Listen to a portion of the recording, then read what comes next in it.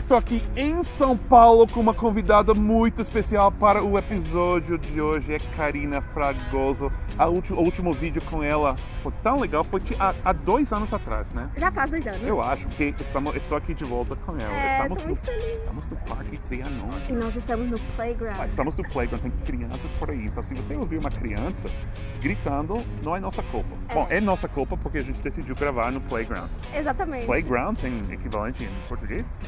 Parquinho. Parquinho. Tá. Karina, conta um pouco do seu canal.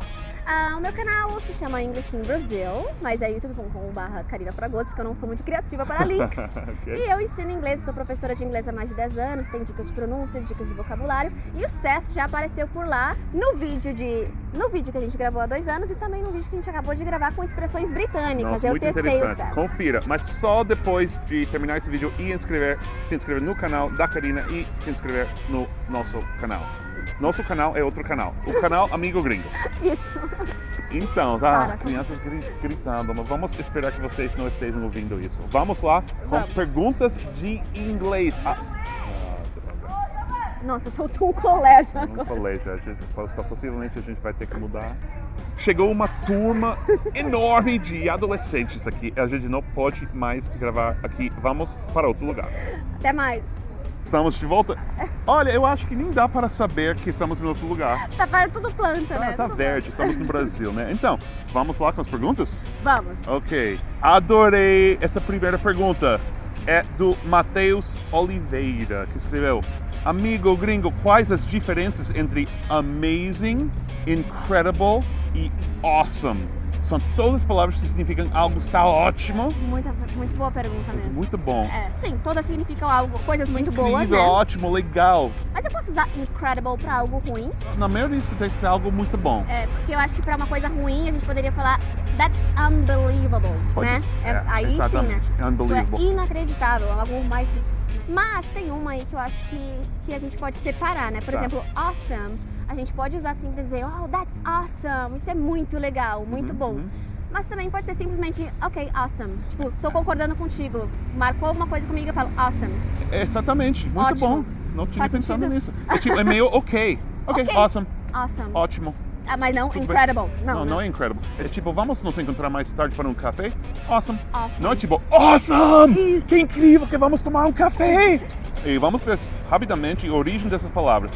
Tá. Amazing. Amaze é tipo surpreender. Surpreender. Tipo, algo incrível, surpreendeu. Então, isso é algo que me surpreende. Tipo, Oh, that's amazing. Incredible é como português. Incrível, não dá para acreditar. E muitas pessoas não pensam, não percebem que incrível tem origem na palavra crível, que é algo que se pode crer, né?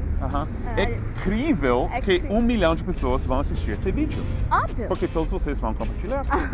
Com certeza. E o último, awesome, é uma palavra difícil. É tipo reverência. Algo que é tão assim, tão incrível que você fica tipo sentindo como se você fosse uma pessoa muito pequena e não importante.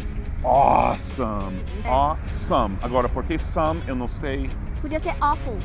Awful. Ah, não, porque daí seria awful. Awful. Mas porque daí seria terrível. Nossa, awful também vem de estou muito confuso.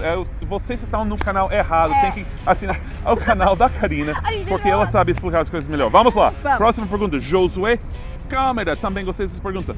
Qual é o sobrenome mais comum nos Estados Unidos, igual Silva aqui no Brasil, você sabe? Essa eu sei que é Smith, né? Smith. E Smith significa o quê? Não sei. Smith é alguém que trabalha com metais, né? Blacksmith seria o nome inteiro, ou Goldsmith. A gente também tem esses outros nomes. Goldsmith é um Smith que trabalha com ouro. Silversmith também, tudo isso. Então, Smith era, imagino, uma profissão muito comum. Vamos ver o Smith. Qual Smith? Ele que chama John. John Smith, que virou João Silva. Porque, mas eu acho que se tem a ver com ferro, a gente tem algo parecido também, que é o Ferreira. Será que tem a ver? Ferreira, exatamente. Tudo tem a ver com ferro. Muito interessante. No mundo da Bia. Ela comenta muito no meu canal também. Que legal. Eu conheço esse nome. Ok, e eu gostei da pergunta dela. Amigo Gringo, faça um vídeo sobre expressões usadas no preparo dos alimentos. E ela continuou. Eu sempre me confundo quando queremos dizer assar um bolo, dizemos bake a cake, mas se fosse carne seria roast Pode falar um pouco disso. Agora, isso é muito interessante. Eu nunca sei o que dizer na cozinha em português. Mas eu acho que ela em português? Sério? Em português. Fala assar que tá tudo certo. Assar funciona em qualquer tudo, momento. pra tudo. Roast é assar. Então, roast é pra carne, por exemplo, um turkey, né? No Roast dia, turkey. no dia do Thanksgiving. Roast beef. Carne assada. Mas bake, qual seria o equivalente? Você bake a cake, assa um bolo, assa o quê? Pão. Pão. Bake bread, cake, cookies. O meu favorito, Cookies, you bake chocolate chip cookies. Vou colocar um cookie aqui, porque estou ficando com fome. Olha esse cookie. Quase meio-dia, gente, sonhando em cookies aqui. Eu estou devendo para vocês um vídeo sobre cookies. Tem um vídeo sobre cookies? Eu vou fazer um vídeo sobre cookies, sabe por quê? Baking cookies? Não baking cookies, comendo cookies, chocolate chip cookies em Nova York. Sabe por que eu vou fazer esse vídeo?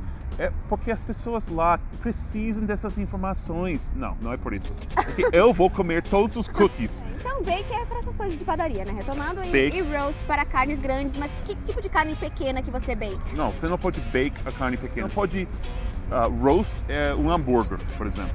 O que faz então? Broil. Broil? Sabe o que é broil? Não. Broil é quase como se fosse o churrasco dentro do forno. Tem uma coisa que você bota broil e é tipo todo fogo, tipo 1000 graus e isso cozinha tudo em tipo 2 minutos. Isso é broil. Broil. Eu não sei de onde vem essa palavra. Também não, mas para um hambúrguer então seria isso, camarão, Camarão. É broil shrimp. Sabe de quem é a próxima pergunta? Leonardo Smith. Ferreira. Ferreira. Achei que era Smith. E ele escreveu: sempre tive dúvidas quanto ao uso de couple. Ela quer dizer exatamente duas coisas ou algumas coisas. Essa pergunta é incrível. É muito legal. Vocês têm a mania de dizer I have a couple of questions, mas né? Eu tenho, pra mim é um par de perguntas, são duas. Não, se estamos falando de duas pessoas casadas, é a couple. Ok? São duas, normalmente. Ótimo. Quem sabe o que acontece no mundo no futuro, que pode ser 3 pessoas casadas, não sei. Exato. Mas por agora, couple é 2 pessoas. Só que quando você usa, tipo, a couple of questions, não significa duas. E aí? Significa some. Some questions. A few. A couple.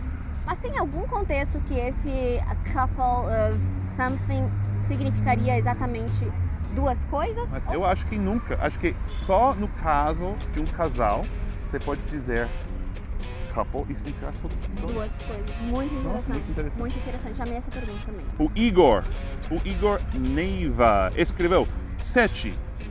Sou número 7, porque maracujá em inglês se chama passion fruit, fruta da paixão, né? Se o efeito dela nas pessoas é dar sono. Ai, que lindo. Genial. Será que o amor não dá sono de vez em quando? Cansa, no mínimo. Não sei se dá sono, mas cansa. E a resposta é que não é paixão de amor. É paixão tipo paixão do Cristo. De Cristo. Vou falar isso de novo. Não, ela me corrigiu, tudo bem. É paixão de Cristo. E isso vem de quando os espanhóis, os missionários espanhóis chegaram nas Américas, estavam tentando ensinar sobre a Cristo e tudo para os nativos. É a flor de maracujá, que é a flor do paixão, porque tem 5 de água e 3, eu não sou biólogo. Mas tem 3 dessas coisas e 5 dessas coisas. Entendi, perfeita explicação. E 3 e 5 são números importantes na paixão de Cristo. Eu não sei, sou judeu, pessoal. Você é católica? Eu sou católica. Então explica a paixão do Cristo. Deixa para uma próxima oportunidade. Espero que tenha gostado do vídeo. Falta ainda a aula de norueguês, mas antes disso, inscreva-se no canal e clique no sininho para receber notificações. Obrigado, Karina. Eu que agradeço, adorei participar aqui do canal e vou assistir o vídeo lá no meu canal também. E eu vou colocar uma dessas coisas que é o círculo com o seu canal, tipo, vou colocar aqui. E agora sua aula de Nova Yorkês, que eu escolhi uma pergunta que tem algo a ver com a história de Nova York mesmo e dessa parte dos Estados Unidos. Que é Jaciane de Freitas, que perguntou: Hi dude, but what is a dude? O que é um dude? De onde vem essa palavra dude? Especificamente, né? O que é dude? Dude é equivalente em português seria o quê? Cara. É cara. E aí meu, né? Só que cara vem daqui, né? Cara. Eu acho que é muito fácil, cara. Agora escuta a explicação do dude. Eu não faço a mínima ideia. Tenta não dormir durante essa explicação. vem de uma música que todo americano conhece, que é Yankee Doodle Dandy. Yankee Doodle came to town a-riding on a pony, stuck a feather in his cap and called it macaroni. Yankee Doodle Dandy é sobre um cara, um dude. Yankee Doodle went to town riding on a pony, stuck a feather in his cap and called it macaroni. Ok? Essa música é de um caipira que quer imitar as pessoas chiques da cidade, vai para a cidade, mas não tem a roupa e bota uma pena no chapéu. Agora, Yankee Doodle, Yankee é um Yankee, uma pessoa que apoia os americanos na Guerra da Revolução. Mas Doodle significa simpleton, sabe o que é isso em português? Alguém que é meio burro, mas Doodle é meio isso, alguém que não tem ideia do que está acontecendo. Então, Yankee Doodle Dandy é um cara sem noção que tenta vestir bem e é do lado dos Estados Unidos na Guerra da Revolução. E isso todo virou dude, que significa cara. Gente, é muito complexo. É muito chato. Mas é muito interessante também o quanto a língua evolui a partir de uma música. Incrível. É incrível. Procure essa música, você vai impressionar seus amigos gregos se você sabe cantar Yankee Doodle. Bom, é isso, pessoal. Até a próxima. Bye!